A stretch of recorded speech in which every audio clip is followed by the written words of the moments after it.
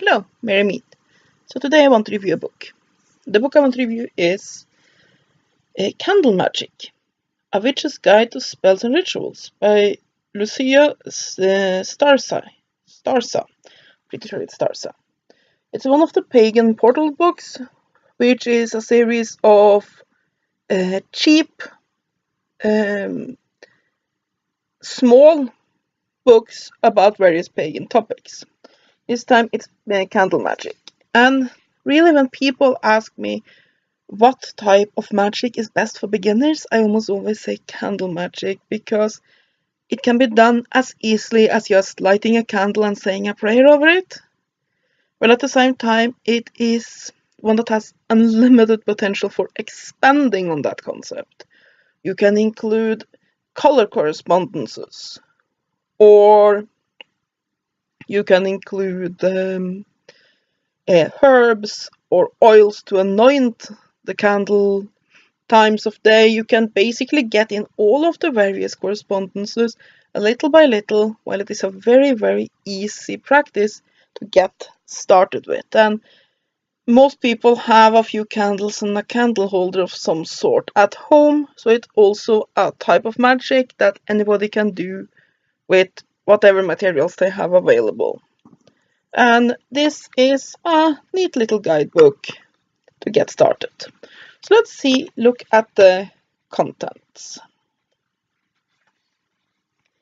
We have an introduction. We have chapter 1, Candle Spells, which has first steps in candle magic, types of candle, color and correspondences, scent and essential oil, herbs and crystals, bells and whistles, candlesticks, tea light holders, bottles and jars, purification and anointing, when to cast your spell, moving it all about, ethics and curses, wax puppets, talisman and amulet, and a grimoire, which basically gives you the information you need to get started. Does that mean that I necessarily agree with all the information in there? No, I don't think there's any author I fully agree with everything with, but it gives you an idea. It gives you basically, it says about floating candles, spell candles, the various type of candle holders, lights. Basically, it gives you the basics of what different type of candles there are, what different types of candles are used for, and some ideas about how to use this for magic. Now, of course, with anything, this is the author's opinion.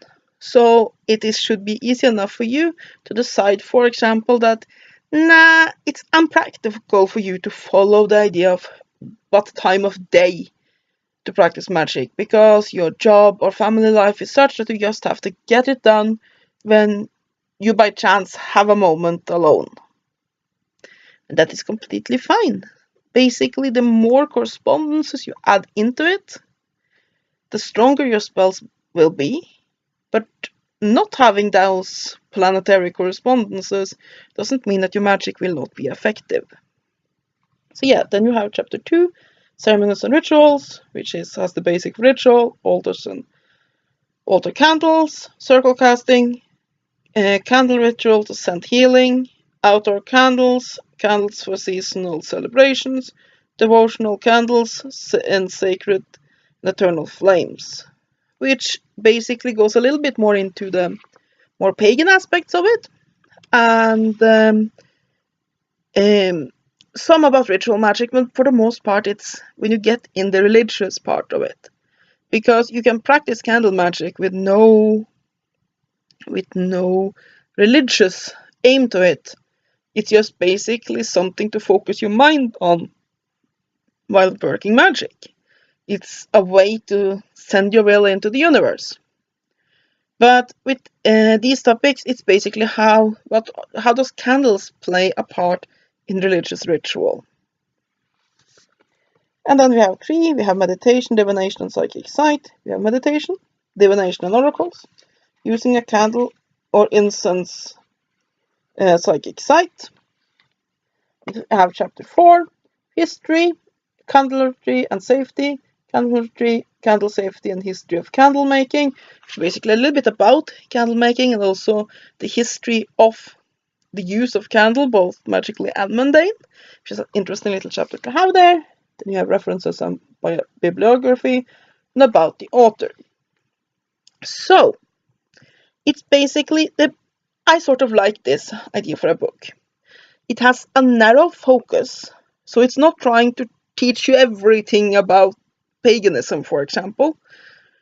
It doesn't want to teach you everything about the Sabbats and the Asbats and the gods and the goddesses and every aspect. It just focuses on candle magic and the use of candle in ritual in general. But it goes into some depth on that topic. Now, of course, you can go even deeper. It's not that big of a book. Was it? I think it was. It's 110 pages. So, but it do have enough information there that it can go into some depth about that one topic. That is one of the reasons why I really like these Pagan Portal books. They are very inexpensive, and they go into depth about one topic, which very often just get a page or two in your regular how to start being Wiccan or how to start being a witch type books that there are so many of. But that I don't buy them quite a lot because I think it's interesting to see what various authors have to say about it. But yes. For what it is, it's a pretty decent book. It will teach you exactly what it says on the cover. The basics of candle magic. So it teaches you colors, some correspondences, what types of candles there are, some ethics when it comes to the use of magic. It gives you some spells, some ideas of how to use candles in religious ritual, and ideas about rising energy, what magic is. The rituals are very much group rituals for the most part, which can be an issue, because it goes away from the very, very simple aspect of the rest of the book. Because, I mean, here we have at least 4 ritualists for this one here. But it goes into sacred flames, which a lot of people do keep, which is basically a flame you don't let go out.